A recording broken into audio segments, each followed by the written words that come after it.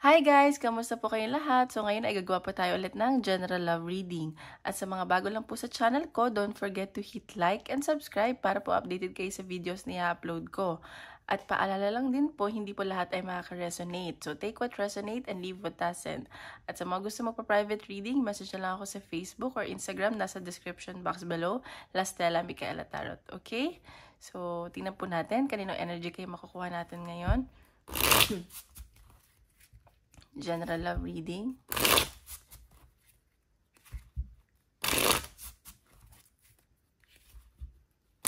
General love reading.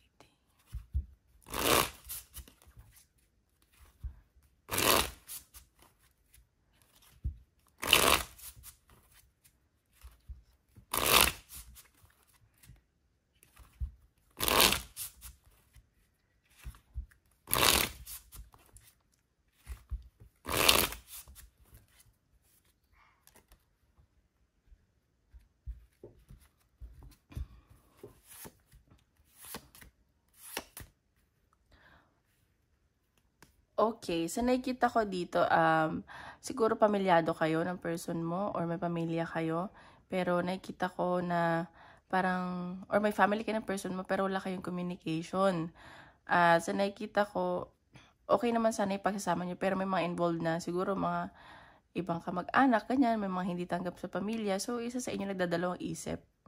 Ayan, so, siguro namimiss nyo isa't isa, ganyan. At sa nakikita ko, yung iba naman,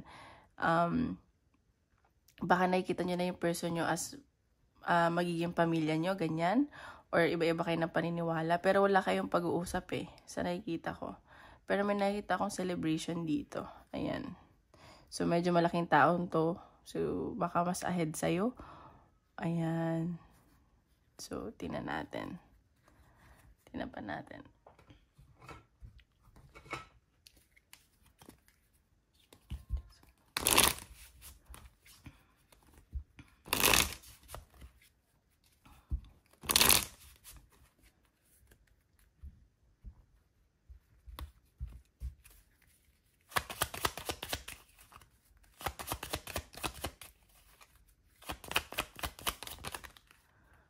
Okay, isa lang po. Nakikita ko dito yung una lumabas. So, nakikita ko dito, parang isa sa inyo, parang napagod dito sa connection. Parang medyo na down, ganyan, at kinailangan nyo ng tulong ng ibang tao. Kasi parang down yung energy. Ganun. Parang binaling nyo yung mga attention nyo sa ibang tao. Ganun. Pero sa nakikita ko, marami kayo natutunan sa connection na to. May mga challenges, ganyan, shadow work. Pero nakikita ko, devoted sana kayo sa isa't isa. Ayun. So, tingnan pa natin, energy ng person mo.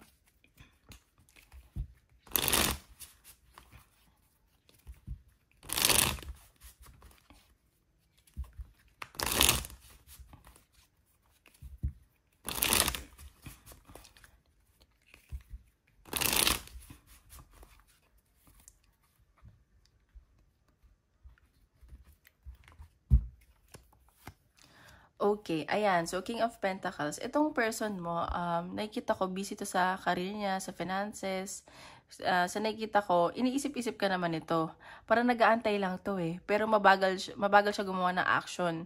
Kung magkukomito sa'yo, long term to, like, sorry guys, reliable, like magaling sa pera, sa pagpapamilya, ganun. So, 9 of Swords. Sa nakikita ko, itong taong to, iniisip-isip ka nito. At sa nakikita ko, hindi to makatulog kakaisip sa'yo. Kasi parang yun nga, sasabi ko, wala kayong communication, nagiging busy kayo sa mga pamilya nyo, ganyan. Ayun. So, nakikita ko may pagmamahal naman. Pero yun nga, walang pag-uusap. So, nakikita ko parang nababalisa itong taong to kakaisip sa'yo. Ayan, Ace of Swords. So, nakikita ko, iniisip-isip ka nga talaga nitong taong to. At sa nakikita ko, tinatay ka niya yung stock, pero wala siyang may stock sa'yo. Ganon yun nasa sense ko. At siguro gusto niya ng may mangyaring pagbabago sa inyong connection. Ten of Swords. So, ayan. So, may nakita kasi ako na betrayal na nangyari. Pero it's for your own growth. So, hindi ko alam kung sa side niya yung betrayal na nangyari o sa side mo. Basta may betrayal or ending na nangyari dito na siguro iniisip-isip niya, nakakonsensya siya, ganun. Sa nakikita ko, puro pag-iisip lang itong ginagawa ng person mo. See? So, sa nakikita ko din, nahirapan din to sa desisyon na ginawa niya sa connection nyo. Or nagdadalawang isip tong taong to sa connection nyo. Kasi may kailangan siyang gawing choices. Alam mo yun? Yan, 9 of Pentacles. So, yun nga, sinasabi ko nagiging focus to sa kaperahan niya. Sa career niya. At sa nakikita ko, mataas ang pangarap nitong taong to. Nakikita ko parang kahit marami na siyang, malaki na yung kinikita niya, hindi pa rin enough, ganun. Kasi parang hindi ba siya stable sa sarili niya. Ayan. So, sa nakikita ko, gusto niya ng new beginning sa inyong dalawa, sa connection nyo. Naging optimistic siya na like balang araw, magkaroon pa rin kayo ng new beginning. May parang, ayan, see? Mahal ka nitong taong to. Like, soft-hearted siya pagdating sa'yo. At sa nakikita ko, parang tinatago niya lang. Hindi niya pinapakita, pero nakikita ko mahal na mahal ka niya. At may care siya sa'yo. See, judgment. So, ayan. So, nakikita ko dito na marami siyang pinag-isipan, ganun. Marami siyang inanong memory sa inyo, ganun. So, nakikita ko parang more on pag-iisip kasi siya eh. At sa nakikita ko parang may mga binalanse siya. Iniisip rin naman yung mga magandang nangyari. Ganun. So, ayan o, may partnership. Parehas yung mahal yung isa't isa. And baka may changes na mangyari. So, baka magkita kayo and destiny to. Ayan, 8 of... Baka ka-work mo to or mag-work kayo together. 8 of Wands. Ayan, may movement, may pag-travel. So, baka magkita kayo, magkatrabaho, or... Ayan, may mga natuto na kayo from the past. So, maano na kayo, matututo. Like, natuto na. At may collaboration ako nakikita. Pero nakikita ko tong taong to, parang hirap siya makamove on sa'yo. He or she feels restricted. Ayun, may celebration talaga ako nakikita. So, tingnan natin yung energy mo. Oops, sorry.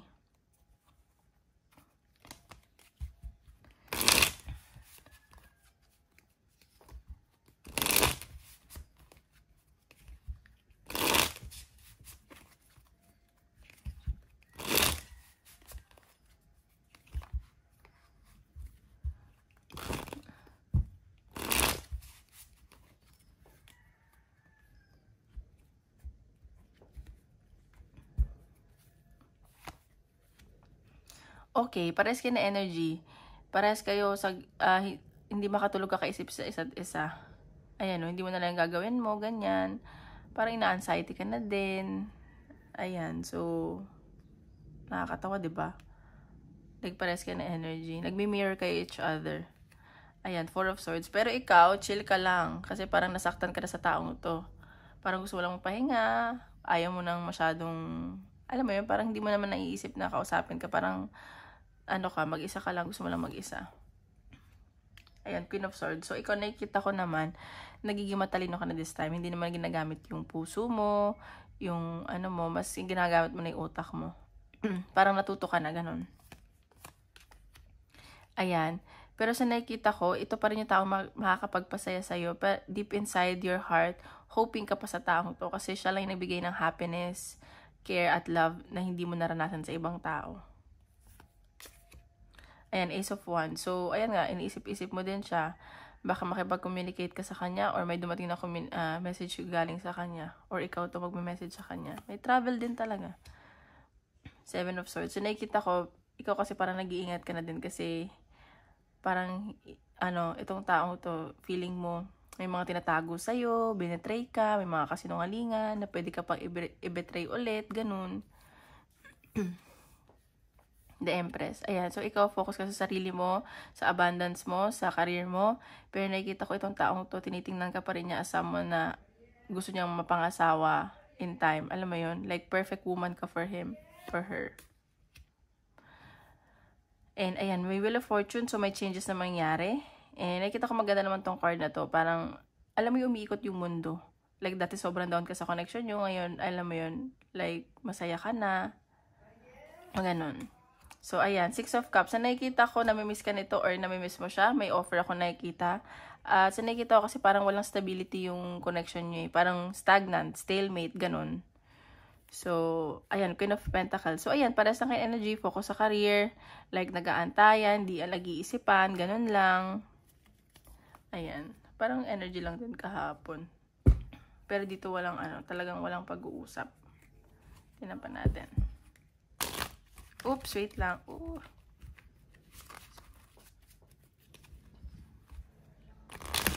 Teka, ibabalas ako dito kasi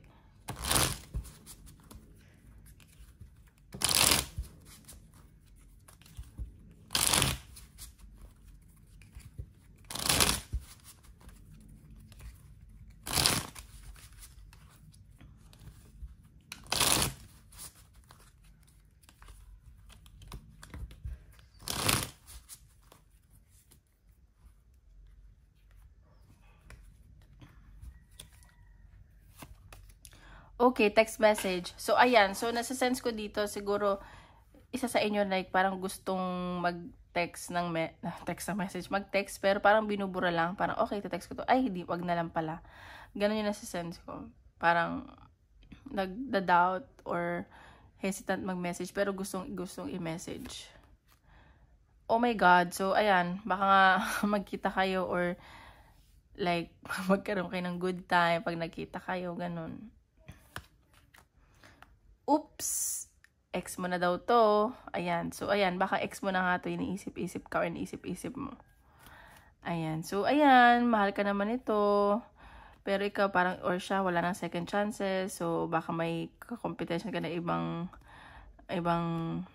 tao. Nakikita ko na nagdadalawang isip isa sa inyo. Ayan. Yung iba nagpa-party-party na lang para hindi maisip. Ganun. So, tingnan pa natin. Oops, wait lang po. Wait lang.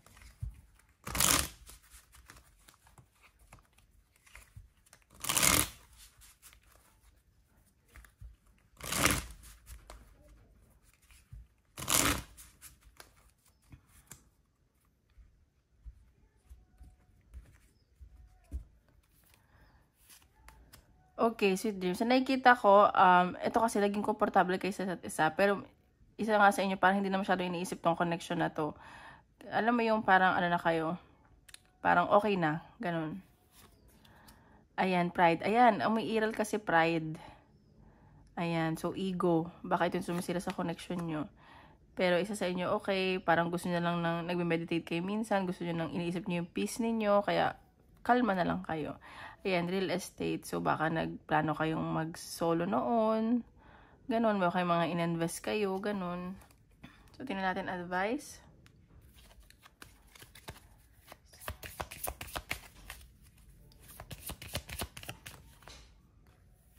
See, don't seek anyone's approval, expectation. So, nakikita ko dito kasi parang nasira yung connection nyo dahil sa mga expectation nyo sa isa't isa.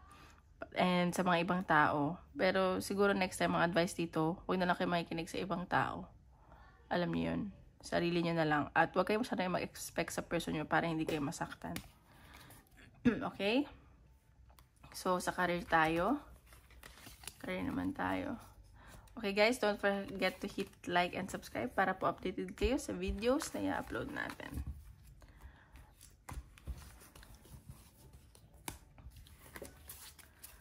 Career reading.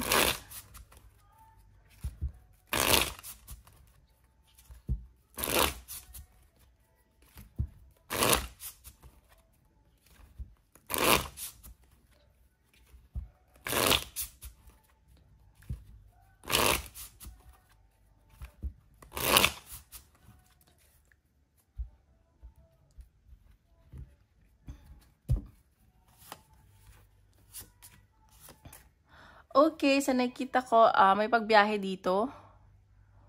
At nakikita ko parang may nag-aantay din sa'yo. Like, isang lalaki. Nakikita ko may money involvement. Ayan, kaperahan. Ayan, wow, ang ganda naman ng career.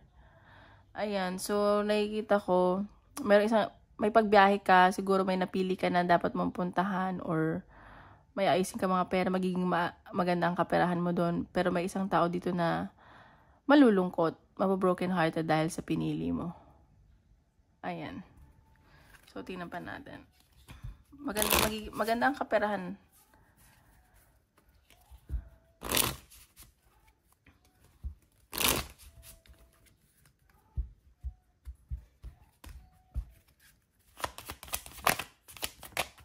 Okay, saltitude. Sa nakita ko dito, gusto mo na mapag-isa. Ayaw mo nang kausap, naninilay-nilay ka pa, nag-enjoy ka lang sa sarili mo, me time, ganon, gift. May nakikita ko may magbibigay sa'yo ng regalo or may mag-o-offer sa'yo.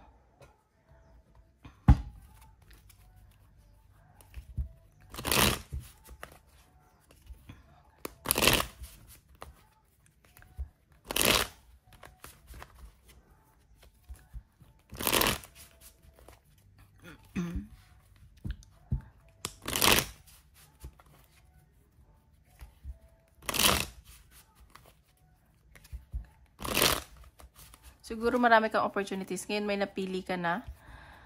May isang tao ditong matutuwa. May isa naman dito na malulungkot at masasaktan.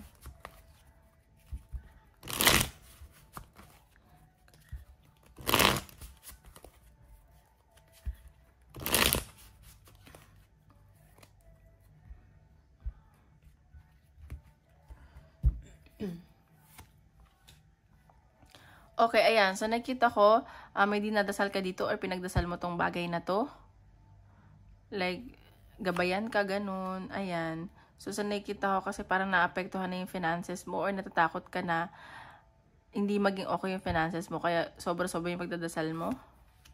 At sa nakita ko na parang nadadalawang isip ka, hindi mo din alam kung anong gagawin mo, kung anong pipiliin mo, ganun. Ayan. Pero nakita ko may, siguro nga, sinasabi ko, may napag-desisyon ka, ano ba to? May napag-desisyon ka na, may napili ka na. Ayun. Ayan. So, ngayon, parang matatag ka na, and strong ka na, ganun. Ayan. So, may pag-travel talaga. Pinag-isipan mo itong mabuti. Ayan. So, parang ang dami pang nangyari, ang dami pang conflict, ang dami pang, hindi naman nakaaway na nakipag-argue, ganun. Ayan. So, may nakita ako, may celebration nga. Ayan. So, mag-ingat ka lang din baka kasi may makatalo ka doon, whatsoever, ganyan. Pero nakita ko, may mga magiging kaibigan ka naman. Or may kaibigan ka. Ayan. Temperance. Naging patient ka sa bagay na to. Pinag-isipan mo talagang mabuti to. Alam mo yun, like, matagal mo tong inantay. Ayan. So, 10 of Wands. So, baka marami kang responsibilidad doon. Marami kang gagawin. Medyo stressful. So, alam mo yun, enjoy mo lang, mag-ingat ka lang, ganyan. So, may goal ka kasi, it's for your family, ganyan. So, nung una, parang nasaktan ka or natakot, pero, ayan o, magiging okay daw kaperahan mo. Queen of Pentacles, like, magpo-focus ka talaga sa career mo, magiging masaya ka doon. Parang nabigyan ka ng hope, ayan. So, may marami magkakagusto sa'yo doon. Ano mag-travel talaga, mabilisan lang to. Ayan. So, ngayon, tinampan natin.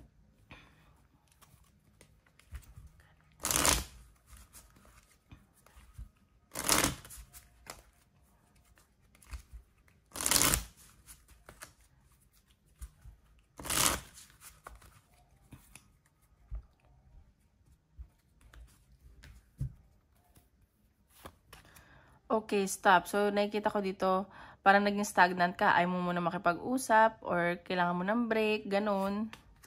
Ayan, pero sa nakikita ko, nagdasal ka talaga. At nakita ko gagabayan ka naman ni Lord, or sino pinaniwala mo. At nakikita ko na may ipaprofit ka naman, may makukuha ka ditong maganda sa career mo. Ayan, so magiging komportable ka naman dito, satisfied, ganyan. So, baka dito mo na makikilala yung mga kasama mo or sa real estate ka nagtatrabaho or may invest ka, ganyan. O, see? May success ako nakikita sa'yo. Tingnan natin advice ng universe.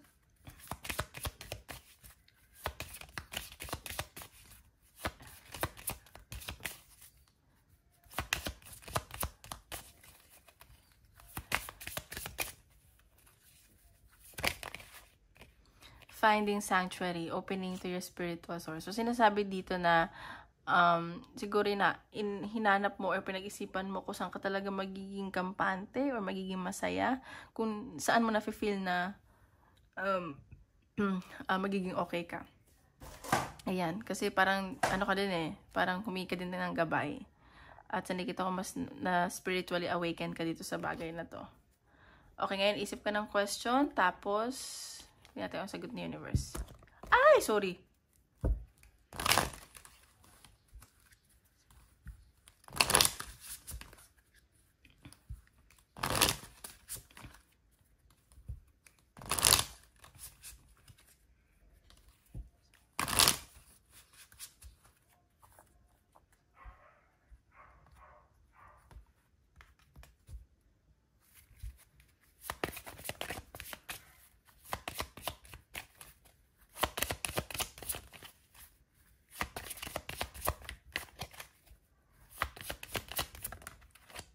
Success. Ayan. So, may success ako na nakikita sa'yo. No, don't stop. Ask for help from others. So, yun lang guys. Maraming salamat po. Tomorrow ulit.